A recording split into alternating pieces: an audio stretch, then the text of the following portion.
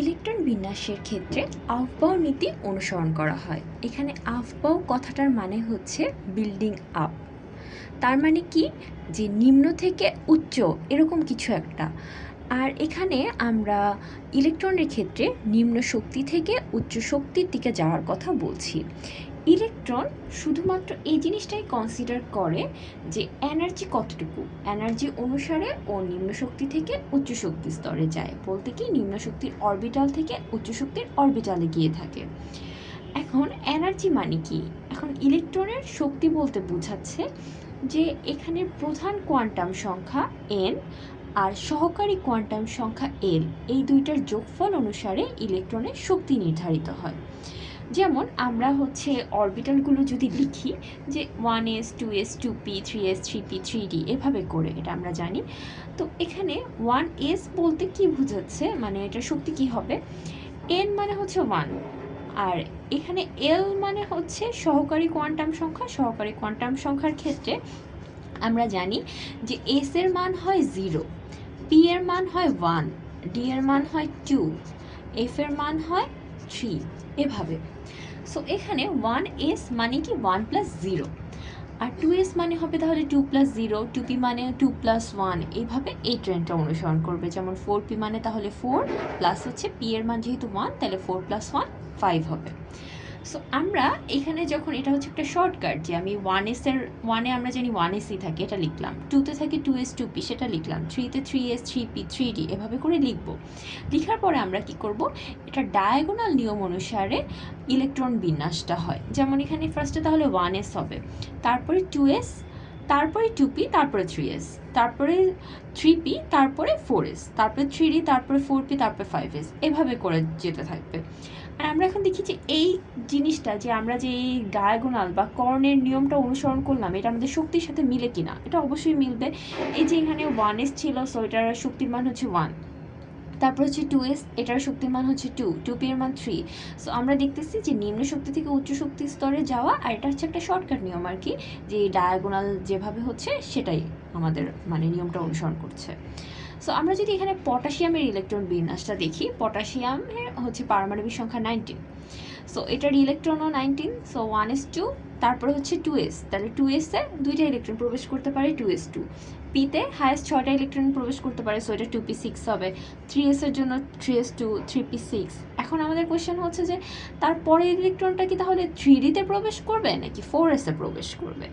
So আমরা আগেই দেখেছি যে 3d মানে হচ্ছে 3 প্লাস 2 মানে হচ্ছে 5, আর 4s-এর জন্য 4 প্লাস 0 মানে হচ্ছে 4, সো শক্তি কম হচ্ছে 4 এর ক্ষেত্রে, তাহলে অবশ্যই এটা 4s আগে প্রবেশ করবে, 3d-তে পরে প্রবেশ করবে। সো আমরা এখানে 4s লিখে দিলাম যে 4s-এ এই একটা ইলেকট্রন প্রবেশ করবে। আর আমাদের এই সব ক্ষেত্রে অবশ্যই খেয়াল রাখতে হবে যেখানে দুইটা শক্তির মান সমান, যেমন এখানে আছে 2p, এখানে 3s, এখানে 2p এর মান হচ্ছে 3, 3s এর মানও 3। সো এখানে শক্তির মান সমান হলে যেটার ক্ষেত্রে প্রধান কোয়ান্টাম সংখ্যার মানটা কম, সেখানে ইলেকট্রন আগে প্রবেশ করবে। সো অবভিয়াসলি এখানে 2p-তে ইলেকট্রন আগে প্রবেশ করেছে, 3s এর পরে প্রবেশ করেছে। আরেকটা ইলেকট্রন বিন্যাস যদি দেখি, স্ক্যান্ডিয়াম, স্ক্যান্ডিয়ামের পারমাণবিক সংখ্যা 21, এখানে ইলেকট্রন সংখ্যাও 21। সো এখানে এটার ইলেকট্রন বিন্যাস 1s2 2s2 2p6 3s2 3p6। এখন 4s-এ হায়েস্ট তো দুইটাই ইলেকট্রন প্রবেশ করতে পারবে, এটা আমরা 4s2 দিয়ে দিলাম। তাহলে আর যে এখানে তাহলে এতটুকু পর্যন্ত আমার 20 হইল, আর যে একটা ইলেকট্রন বাকি ছিল ওই ইলেকট্রনটা 3d-তে গিয়ে প্রবেশ করবে। বাট এখানে অবশ্যই একটা জিনিস খেয়াল রাখতে হবে যে লেখার সময় আমরা এখানে যে 4s ইলেকট্রনটা আগে প্রবেশ করেছি, তার মানে যে এখানে 3p-র পরে 4s লিখে দিব এরকম না। 3p-র পরে অবশ্যই আমাদের 3d লিখে তারপরে 4s লিখতে হবে, বাট ইলেকট্রন 4s-এ আগে প্রবেশ করুক সেটা সমস্যা না। এরপরে আমরা যদি হচ্ছে ক্রোমিয়ামের ইলেকট্রন বিন্যাসটা দেখি, যে ক্রোমিয়ামের ইলেকট্রন বিন্যাসটা আমাদের কিন্তু এখন আমরা যেটা পড়লাম সেটা অনুযায়ী এরকম হওয়ার কথা, যে 1s2 2s2 2p6 3s2 3p6 3d4 4s2। But এখানে আমরা আসলে একটা ব্যতিক্রম দেখতে পাই। সো ব্যতিক্রমটা হচ্ছে কি, যে আমরা যদি এখন দেখি যে এসে হচ্ছে হায়েস্ট দুইটা ইলেকট্রন প্রবেশ করতে পারে, পিতে হচ্ছে এখানে এরকম আমাদের হচ্ছে এই যে এক একটাতে হচ্ছে দুইটা করে টোটাল হচ্ছে 6টা ইলেকট্রন প্রবেশ করতে পারে। আর ডি এর ক্ষেত্রে কি, যে আমরা দেখবো যে এখানে হচ্ছে 5টা করে টোটাল হচ্ছে 10টা ইলেকট্রন প্রবেশ করতে পারে।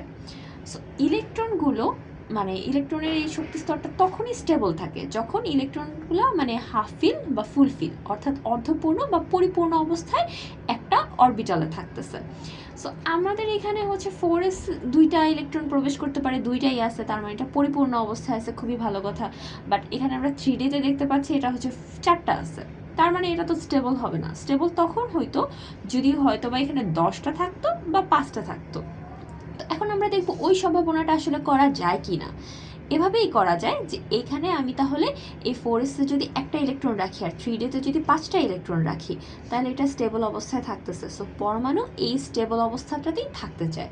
তো এখানে অ্যাকচুয়ালি এটার মানে ইলেকট্রন বিন্যাসটা তখন কিভাবে হয়ে যায়, 4s-এ একটা ইলেকট্রন থাকে, 3D-তে 5টা ইলেকট্রন থাকে।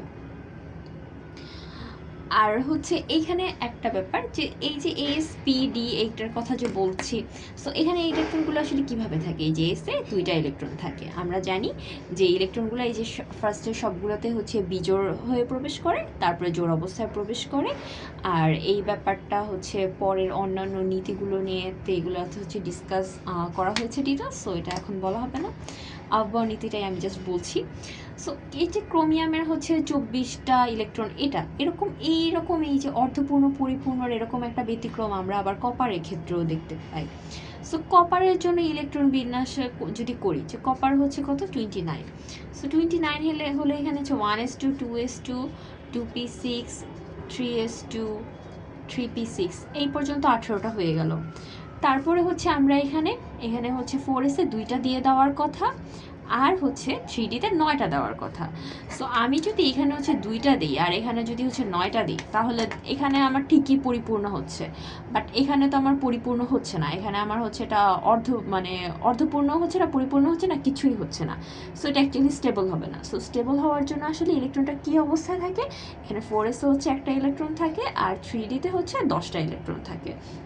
তো তার মানে কি, এখন একটা হাফ ফিল অবস্থায় আছে, একটা ফুল ফিল অবস্থায় আছে, বাট পুরোটা মিলায় এই জিনিসটা স্টেবল অবস্থায় আছে। সো কপারের ইলেকট্রন বিন্যাসটা তখন এরকম হয় যে লাস্টে হচ্ছে 3D 10 থাকে আর 4s 1 থাকে।